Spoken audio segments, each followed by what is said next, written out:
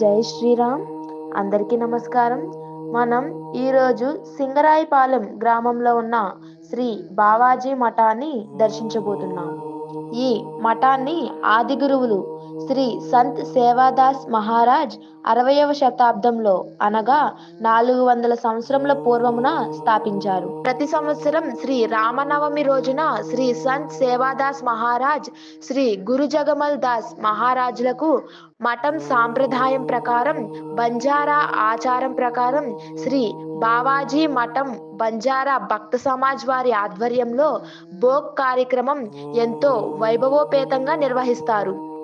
ఈ మఠం ఎంతో మంది బాటసారులకు అన్నదానం చేసిందని, అంతేకాకుండా ఇక్కడికి బంజారాలు తండాలుగా వచ్చి కొన్ని రోజులు ఉండి పూజాది కార్యక్రమాలు నిర్వహించుకుని గురుదక్షిణగా వారు తమకు తోచిన ఆవు దూడలను, కొడెదూడలను కానుకగా ఇచ్చి గురువుగారి ఆజ్ఞ తీసుకుని వెళ్ళేవారని ఇక్కడ ఉన్న భక్తుల ద్వారా తెలుసుకోవడం జరిగింది. ఈ మఠాన్ని గురించిన మరిన్ని విషయాలను అర్చక స్వామి వారి ద్వారా వింటూ మఠాన్ని చూద్దాం రండి. శ్రీమన్నారాయణ. శ్రీమాత్రే నమః.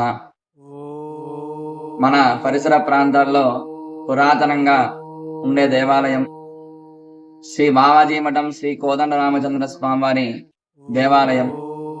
ఇది ముదినేపల్లి మండలం, ఏలూరు జిల్లా సింగరాయపాలెంలో ఈ యొక్క దేవాలయం ఉన్నది. ఈ దేవాలయంలో రామచంద్రమూర్తి శ్రీ కోదండరామ స్వామి వారుగా ఇక్కడ అవతరించి భక్తుల్ని అనుగ్రహాన్ని ఇస్తూ ఉంటారు.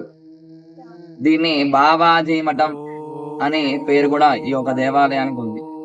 ఎందుకు ఉంది అంటే పూర్వకాలంలో ఒక 100 సంవత్సరాలు 150 ఆ సంవత్సరాల క్రితం ఇక్కడ బాబాజీలు రామచంద్రమూర్తిని ఇక్కడ ఆరాధ్య దైవంగా పెట్టుకొని వాళ్ళు ఇక్కడ ఎంతో తపస్సుని చేసేవాళ్ళు.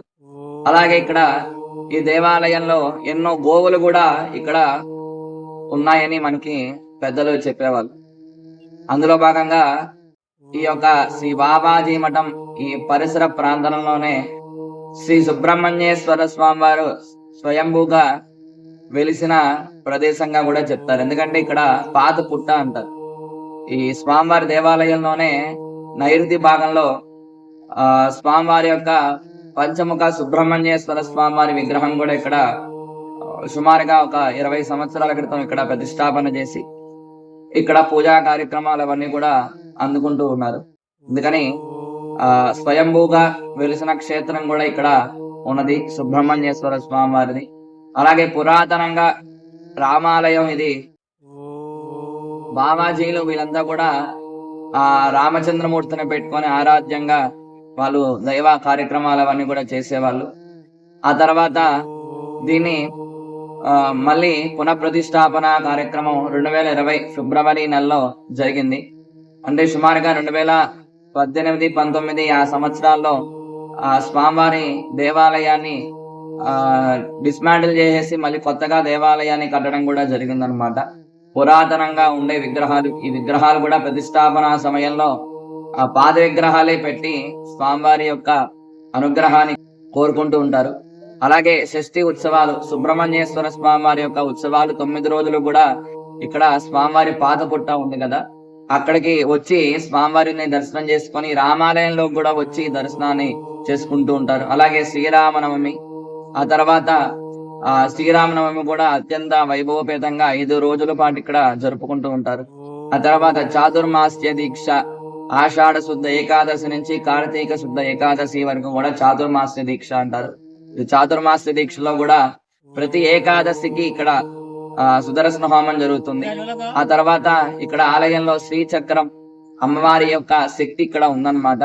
ఆ శ్రీచక్రం కూడా ఈ దేవాలయంలోకి సుమారుగా ఒక 8 సంవత్సరాల క్రితం ఈ యొక్క శ్రీచక్రం కూడా మన ఆలయంలోకి వచ్చింది.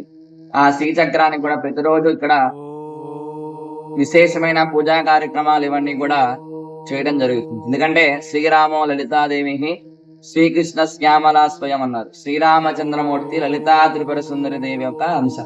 అలాగే శ్రీకృష్ణ భగవానుడు శ్యామలాదేవి యొక్క ఇంకో అంశగా మనకి చెప్తారు. కాబట్టి ఇక్కడ శ్రీచక్ర ఆరాధన, దసరాకి చండీ హోమం కూడా ఇక్కడ విశేషంగా ఇక్కడ చేయడం జరుగుతుంది. దసరా నవరాత్రులు ఇక్కడ ఏ మాసానికి ఆ మాసం అనుసరించి విశేషంగా పూజా కార్యక్రమాలు ఇవన్నీ కూడా చేయడం జరుగుతుంది. కార్తీక మాసంలో దీపోత్సవాలు ఇవన్నీ కూడా. కావున భక్తులు పరిసర ప్రాంతాల్లో ఉన్న వాళ్ళు చక్కగా తప్పనిసరిగా దర్శనం చేసుకోవాల్సిన దేవాలయం. దర్శనాలు చేయడం ద్వారా మన దగ్గర ఉన్న సమస్తమైన పాపాలన్నీ కూడా పోతాయన్నమాట. అన్యక్షేత్రే కృతం పాపం విన్యక్షేత్రే వినశ్యతి. సమస్తమైన పాపాలవన్నీ కూడా నివారణ అయ్యే ఇలాంటి పుణ్యక్షేత్రాలు మన పరిసర ప్రాంతాల్లో ఎన్నో ఉన్నాయి. కావున భక్తులందరూ కూడా మీ యొక్క విశేషమైన పర్వదినాల్లో వచ్చి స్వామివారి యొక్క దర్శనాన్ని తీసుకొని ఆ స్వామివారి యొక్క అనుగ్రహాన్ని పొందుతారని కోరుకుంటూ ఉన్నాం. రండి, దర్శించండి, తరించండి. జై హింద్.